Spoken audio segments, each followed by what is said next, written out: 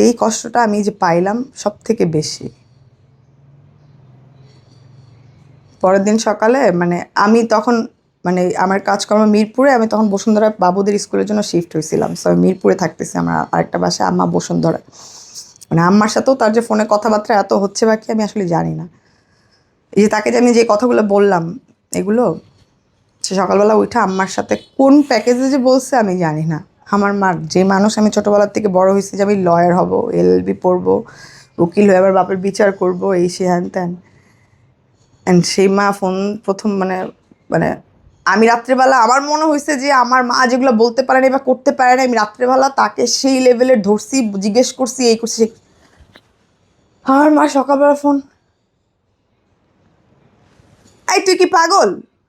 এত বছর পর একটা মানুষ ফোন দিছে, একটা মানুষ আসছে, এই মানুষ এইসব কথাবার্তা বলতে হয়, তুই কি পাগল? তুই কি চাস? মানে কি? তুই এগুলা কেন বললি?